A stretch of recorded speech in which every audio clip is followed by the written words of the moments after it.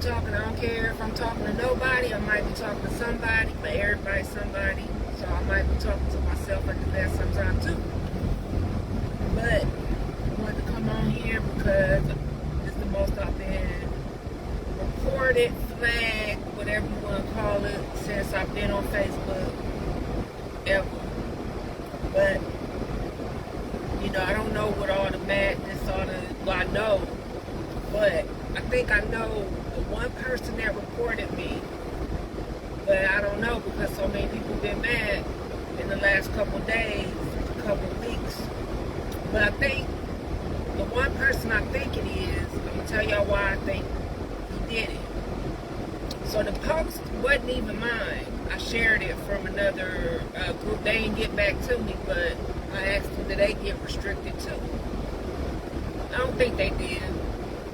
But the one question that I'm asking, because I'm writing a book about it, I'm almost finished, and I tell everybody that I'm almost finished, but I have to finish this last section. I have to get my edits in before I put it out, and it took longer because I researched. That's what I always say. I don't talk about anything that I don't know about. I really wish other people would practice that. It would stop a lot of arguments, like debates and all that kind of stuff. It really would. But my new book is about welfare not destroying the black family. That's what it's about. So, as y'all, I don't know how many people seen, but I'm selling t-shirts that say that welfare did not destroy the black family, and it causes such an uproar when I say it or they see it, and the anger that comes from that. Let me turn this air down. It's crazy, and I'm gonna say why it's crazy, because even if you do believe that, why would that anger you that somebody like myself is saying, no, that's not true? What is why are you so mad? If anything, I could see you saying, well, yeah, that it is true, and here's why, and asking the question why. But I get these long paragraphs of anger and, you know, accusations of a motive that I have. Why would I have a motive if I'm saying no, it didn't? I would want to know, why are you saying that? Like, where are you coming from with that?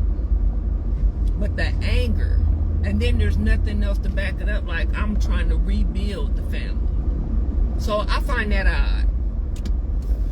Then the second part I want to say is, if you don't like somebody's content on their page, you don't have the right to come and say, well, change your name or change your, because I was going to change the name of my page, but the time limit on which you can change the name is I haven't met that. The time limit hasn't passed yet, so I can't change it.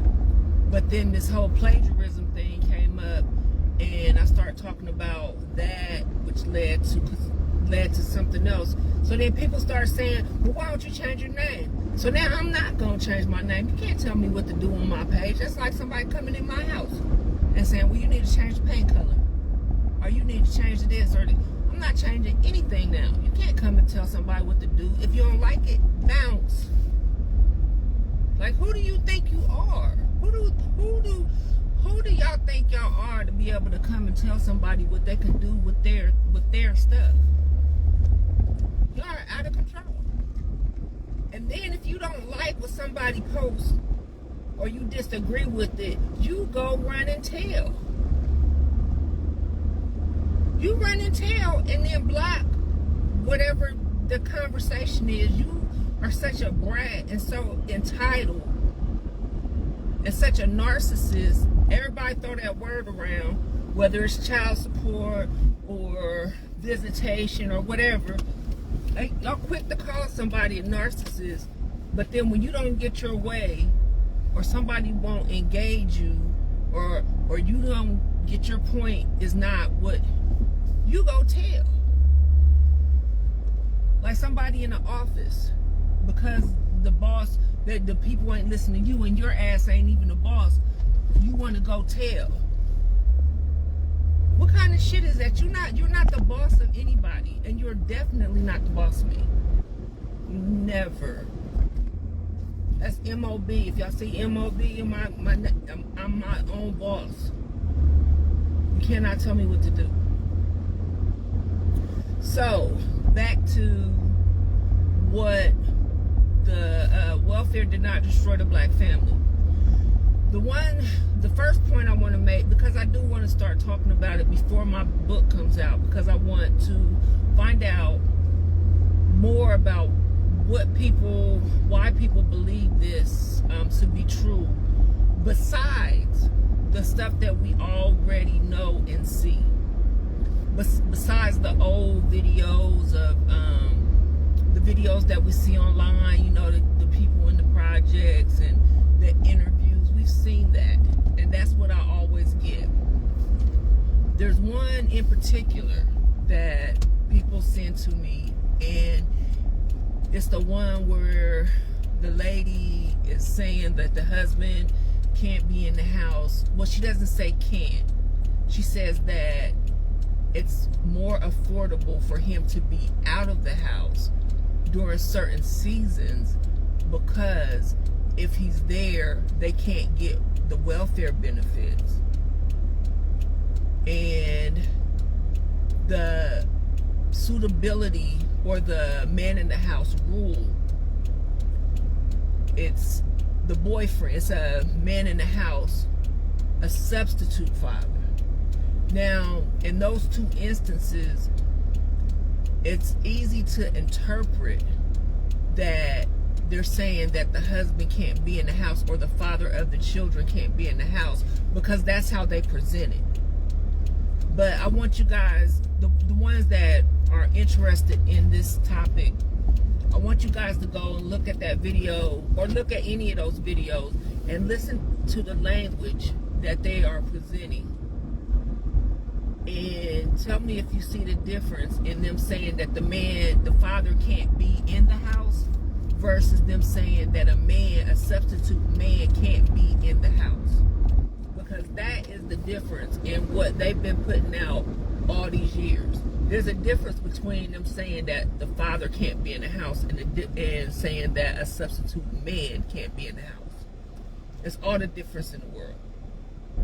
So that's the first thing that I want to point out in me dispelling this myth that the father cannot be in a home, thus welfare destroying the black family. Besides the obvious, y'all, black families have been and still are everywhere. How can we allow them to continue telling us that we don't exist? And then we got these little kids coming up, and then if they look on the internet, they keep seeing this over and over. It's belittling. You got black dads, black moms, black family units out here everywhere, and they're telling us that they don't exist. It's time to break down the myths and the bullshit that we carry on just because that's what we are told.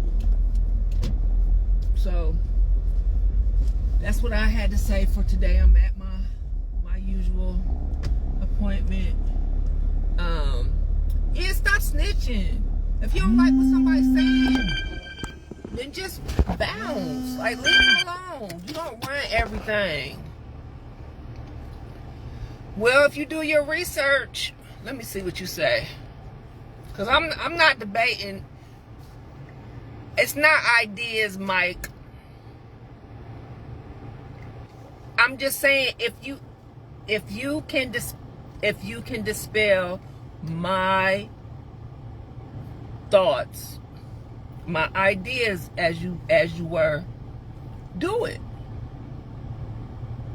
I put my stuff out there. People put words in my mouth. The guy I think reported that post, that wasn't my post. He put up a whole damn paragraph of what I said. I said, where did I say that? Where did I say any of that? Y'all project things, but show me where I said it. Now, I will say welfare did not destroy the black family, and I can prove it. I can prove it because in my home, I have a black family, and I know several. That's so basic. So, Mike, prove me wrong, and I know you can't.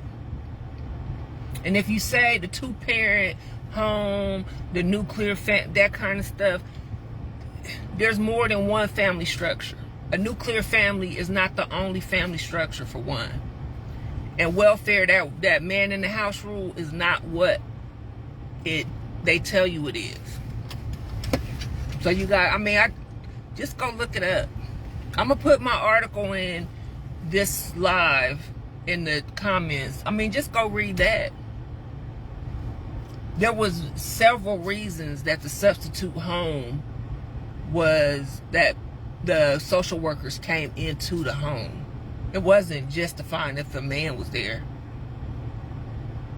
So that's just something to get your mind percolating so we can discuss this, because I'm not doing this to change any grown-up's mind. I'm not trying to convince you of anything. I'm not trying to argue with you about anything. We got to talk to these kids about this. Because, yeah, these kids growing up like they don't have no family structure. Like, it's just messed up what they have out here for these children to look up to, based on people like DeSantis that's trying to erase black history. What they're putting out there is not reality. It's not black history. So I'm gonna do my little part. That's it. So yeah, Mike, I'm waiting on you. Just drop it on the live. All right. Fight the power.